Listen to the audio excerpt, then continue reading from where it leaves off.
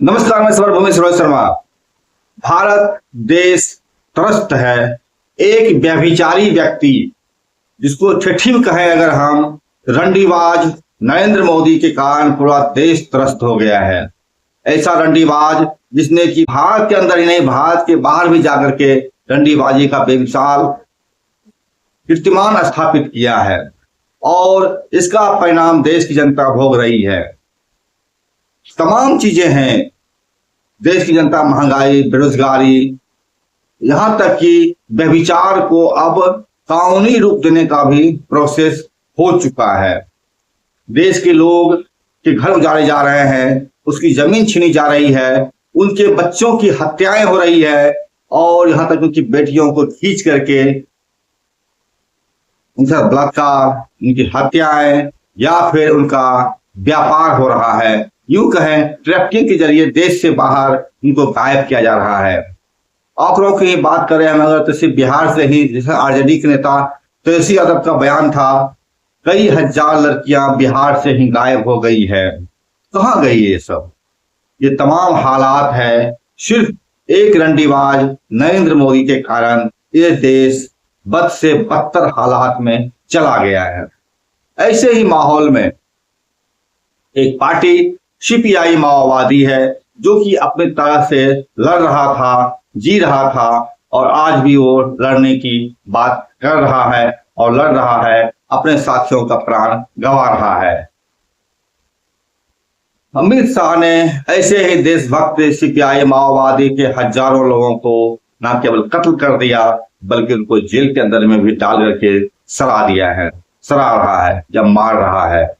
सिर्फ हजारों लोग सरेंडर किए हैं उसके, इसके बाद भी लोग लड़ रहे हैं। और इसी कड़ी में एक छात्र संगठन पश्चिम बंगाल के, उनके द्वारा एक प्रेस बयान जारी किया गया है, जो कि पश्चिम बंगाल में फेरी वाले के खिलाफ जो वहां की बनी हुई सरकार ने आक्रमण किया है, अटैक किया है, लोगों को घर उजाड़ने की कोशिश किया है या प्रयास किया जा रहा है, वहां पर दौड़े जा रहे हैं। इन तमाम चीजों के खिलाफ वहां के छात्र संगठन, जिसका नाम विप्लवी छात्र मोर्चा है, क्रांतिकारी छात्र संघ मोर्चा, इनके तरफ से एक प्रेस बयान जारी हुआ है और इस प्रेस बयान ने कई चीजों को स्पष्ट किया है। लेकिन सबसे प्रमुख चीजों ने जो स्पष्ट किया है वो ये कहा है कि सत्ता बंदूक के नली से निकलती है। इस बात को कोट करते हुए जो माओ त्से का प्रसिद्ध उद्धरण था, उन्होंने अपनी बात का शुरुआत किया है। आइए देखते हैं वो इन सवालों को लेकर के अपनी बात को रखते हैं और फिर सवालों को लेकर के ये अपने बयान को जारी किए हैं।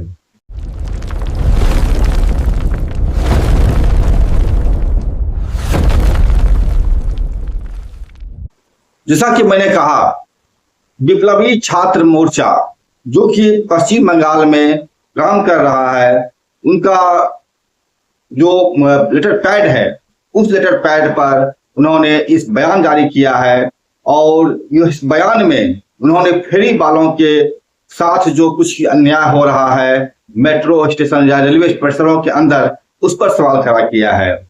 इसमें उन्होंने कहा है, जो उनका हेडिंग है वो ये है कि दमदम समेत कई स्टेशन परिसरों से फेरी वालों को फांसीबाजी तरीके से बेदखल करने के खिलाफ क्रांतिकारी छात्र मोर्चा या आरएसएफ या बंगला में कहें विप्लवी छात्र मोर्चा का बयान। इस बयान के नीचे मोटे अक्षर में कोट किया हुआ है, बंदूक की नली ही समस्त राजनीतिक शक्ति का स्रोत है, या यूं कहें सत्ता बंदूक की नली से निकलती है, जो माओ त्से का प्रसिद्ध वाक्य है वो कोट किया हुआ है। उसके नीचे पूरा बयान इनका है, जिसको हम पढ़ के सुनाएंगे आपको। इससे पहले ये बता दें आपको हम, यह बयान 31 मई 2026 को जारी किया गया था। यानी पश्चिम बंगाल में एन केन प्रकारेण सत्ता दखल करने के बाद जो भाजपा की सरकार बनती है 4 मई के बाद, और उसके बाद जो तांडव मचता है पश्चिम बंगाल में, उस दौर में यह उसके भी लगभग 20 दिन के बाद ये पत्र लिखा गया है, 31 मई 2026 को। अपने बयान में यह कहते हैं, पश्चिम बंगाल में सत्ता हथियाने के बाद से ब्राह्मणवादी हिंदुत्ववादी आरएसएस भाजपा सरकार राज्य भर में एक के बाद एक जन विरोधी कदम उठा रही है। हमने देखा है कि कई जगहों पर लोगों के घरों को अवैध बताकर ध्वस्त कर दिया गया है। सड़क विस्तार के नाम पर बिना मुआवजे के बुलडोजर से घर गिरा दिए गए हैं। सड़कों और स्टेशनों पर फेरी वालों को बेदखल करने का अभियान शुरू हो गया है। इसके साथ ही रेलवे अधिकारियों की मदद से झुग्गी झोपड़ियों को भी ध्वस्त किया जा रहा है। यह सब सशस्त्र पुलिस और सीआरपीएफ की गोलीबारी के बीच हो रहा है। आज रात मतलब 31 मई की बात है, आज रात करीब 12 बजे दमदम स्टेशन परिसर में फेरी वालों को बेदखल किया गया। लोगों के शांतिपूर्ण विरोध के बावजूद सैकड़ों पुलिस और सैन्य बलों की मौजूदगी में बुलडोजर का इस्तेमाल करके दुकानों को और लोकतांत्रिक तरीके से ध्वस्त कर दिया गया। सरकार हावड़ा, सोनारपुर, सियालदह, उत्तरपाड़ा, मेमोरी, बर्धमान समेत लगभग हर स्टेशन पर बेदखली कर चुकी है। मैं बता दूं आगे पढ़ने से पहले कि यह जो प्रेस बयान है यह आपको बांग्ला में लिखा गया था। इसका मैंने एआई से अनुवाद करवाया है और उस अनुवाद को आपके सामने रख रहे हैं। आगे इस बयान में लिखा हुआ है, एक और देश भर में रोजगार की स्थिति बेहद खराब है। बेरोजगारी दर पिछले दशकों में सबसे अधिक है। भर्ती परीक्षाएं अनियमित रूप से हो रही है। विभिन्न क्षेत्रों में बड़ी संख्या में रिक्तियां 10 लाख से अधिक होने के बावजूद भर्ती नाम मात्र की ही हो रही है। वास्तव में भर्ती के बजाय कई रिक्तियों को रद्द कर दिया गया है। इसी बीच प्रश्न पत्र लीक और धोखाधड़ी जैसे विभिन्न आरोपों के कारण आयोजित की जा रही विभिन्न परीक्षाएं भी स्थगित की जा रही है। यह देश भर के सेवा क्षेत्रों की वास्तविक स्थिति है। दूसरी ओर आम किसानों के लिए कृषि अलाभकारी हो गई है।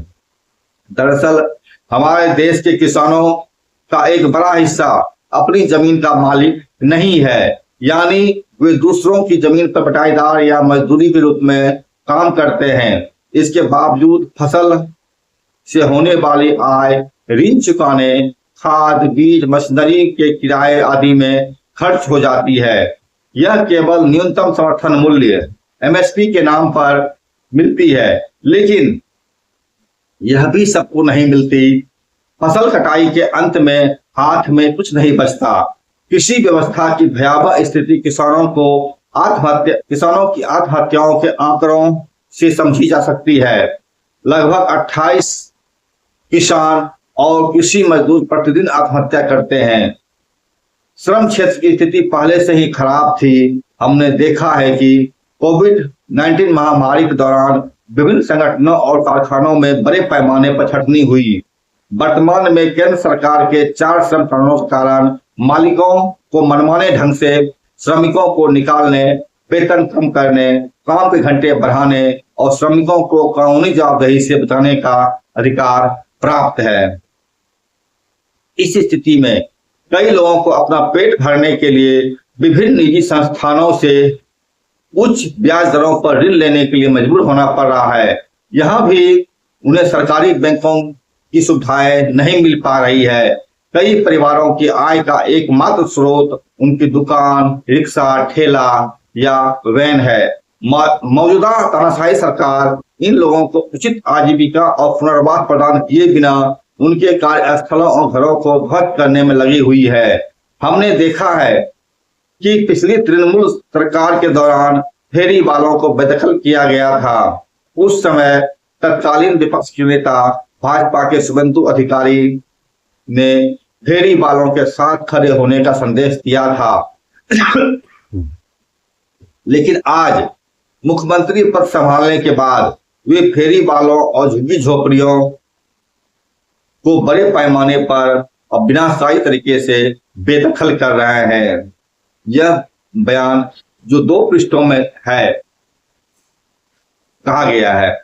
आगे ये लिखते हैं, ये छोटे व्यापारी या फेरी वाले हमारी घरेलू अर्थव्यवस्था का अहम हिस्सा है। साफ तौर पर दोहरी इंजन वाली फांसीवादी सरकार स्वाभाविक रूप से छोटे व्यापारियों का विरोधी है, क्योंकि वे देश विदेश के बड़े पूंजीपतियों के दलाल हैं। फेरी वालों को अवैध बताकर बेदखल करने के बाद अगला हमला उन्हीं पर होने वाला है। विभिन्न स्थानों पर उनकी दुकानों को नोटिस जारी किए जा चुके हैं या मौखिक धमकियां दी जा चुकी है। हमने देखा है कि केंद्र में सत्ता में आने के बाद से भाजपा सरकार ने जीएसटी, नोटबंदी जैसे फैसलों से बार बार छोटे व्यापारियों को खतरे में डाला है। दरअसल बड़े पूंजीपति अडानी, अंबानी, टाटा, बिरला देश के जमीनी स्तर पर बाजारों पर एकाधिकार जमाना चाहते हैं। शॉपिंग मॉल, मल्टी स्टोर खोले जा रहे हैं। फेरी वालों और छोटे व्यापारियों के खिलाफ भाजपा सरकार का विकास मॉडल इन्हीं पूंजीपतियों के हित में है। वे पार्टी, पुलिस, गुंडा बाहिनी गुट की मदद से इसी मकसद को पूरा करने में जुट गए हैं। हम क्रांतिकारी छात्र मोर्चा आरएसएफ, या जो बांग्ला में लिखा है वो है विप्लवी छात्र मोर्चा की ओर से राज्य के सभी लोकतांत्रिक फांसीवाद विरोधी प्रगतिशील संगठनों और व्यक्तियों से फांसीवादी सरकार की जनविरोधी बेदखली योजना के विरुद्ध एकजुट होने का आह्वान करते हैं। समाज के सभी शोषित और हाशिए पर पड़े लोगों, जिनमें मजदूर, किसान, फेरी वाले, छोटे व्यापारी, छात्र, महिलाएं, दलित, अल्पसंख्यक और आदिवासी शामिल हैं, के हित में एक व्यापक फांसीवाद विरोधी सामूहिक उग्र जन आंदोलन समय की मांग है। हमारी मांग है, मतलब इनकी मांग है। 1 नंबर, सरकार को सभी प्रभावित फेरी वालों और छोटे व्यापारियों को मुआवजा देना होगा। 2, सरकार को प्रत्येक पीड़ित को रोजगार और आवास उपलब्ध कराना होगा। 3, अवैध और असंवैधानिक फांसीवादी बुलडोजर शासन को तुरंत रोका जाना चाहिए। ये 3 इनकी मांग है। लेकिन सबसे बड़ी बात इसमें यह है कि इस तमाम चीजों को कहते हुए इन्होंने जो शुरुआत में ही इस बात को कहा था कि सत्ता बंदूक की नली से निकलती है, माओ स्टून के कोट को उन्होंने लिखा है, यह अपने आप में सबसे महत्वपूर्ण है। एक समझदारी आमतौर पर कहा जाता है, जिस तरीके से भारत की सरकार, अब तो सुप्रीम कोर्ट ने खुलेआम बोल दिया था कि भारत के करोड़ों बेरोजगार युवा जो है वह कॉकरोच है, परजीवी हैं। ऐसा कभी नहीं कहा गया था किसी भी सत्ता संस्थान के द्वारा अपने ही नागरिकों के बारे में। लेकिन जिस तरीके से सुप्रीम कोर्ट के सीजेआई सूर्यकांत ने कहा था इस बात को कि भारत के करोड़ों युवा जो बेरोजगार है वे कॉकरोच और पैरासाइट्स है, तो सवाल यहाँ उठता है कि ऐसे पैरासाइट बनाने वाले जो संस्थान हैं उन्होंने ऐसा होने ही क्यों दिया है। अगर ऐसा होने दिया है और करोड़ों लोग को पैरासाइट्स और कॉकरोच समझ रहे हैं, तो निश्चित तौर पर जिसकी जो प्रतिक्रिया होनी थी वो कांग्रेस जनता पार्टी के रूप में हुई, लेकिन उसमें भी बहुत सारे सवाल है। महत्वपूर्ण बात यह है, इन तमाम विक्षोभों को समेटने की बात ये छात्र संगठन जो है क्रांतिकारी छात्र मोर्चा, विप्लवी छात्र मोर्चा कहता है। और इन समस्याओं के समाधान के लिए जिस तरह से उन्होंने पहली पंक्ति हेडलाइन बनाया है, सत्ता बंदूक की नली से निकलता है, माओ स्टून के कोट को रखा है, इसे साफ दर्शाता है कि देश के अंदर जो विद्रोह होना है या जैसे भी होना है वो बंदूक के जरिए ही संभव है, क्योंकि सरकार हर छोटे से छोटे प्रतिरोध को भी बर्दाश्त नहीं कर पा रही है, उसको कुचल डाल रही है, उसको पुलिस या बल बंदूक के सहारे खत्म करने की कोशिश कर रही है। और इस तरीके से एक चीज छत्तीसगढ़ में जिस तरह से माओवादियों को मारा गया है, लगभग 1000 से कम माओवादियों की हत्याएं नरसंहार किया गया है और हजारों को सरेंडर कराया गया है, हजारों जेल के अंदर बंद हैं। तो ऐसे हालात में जहां दमन का ये आलम है, वहां पर आप बंदूक के बिना आखिर कर भी क्या सकते हैं। शायद यही संदेश इसे प्रेस बयान के माध्यम से क्रांतिकारी छात्र मोर्चा ने दिया है, जो बंगाल का एक छात्र संगठन है। बहरहाल ये एक पूरा पर्चा था, इनका जो स्टेटमेंट था। इस स्टेटमेंट पर आप क्या सोचते हैं, क्या समझ पा रहे हैं, और पूरे भारत में यह क्या मैसेज दे रहा है, देगा, सशक्त बल के सामने किस चुनौती पेश करेगा, या जनता के सामने किस तरह से एक नई उम्मीद का एक दिया जलाया है। इन तमाम सवालों पर आप कमेंट सेक्शन में आप बता सकते हैं। और इसके अलावे आप हमारे चैनल को लाइक कर सकते हैं, सब्सक्राइब कर सकते हैं और शेयर कर सकते हैं। और अगर आप चाहें तो हमारा मेंबरशिप लेकर के हमारे चैनल को आप मदद भी कर सकते हैं। नमस्कार।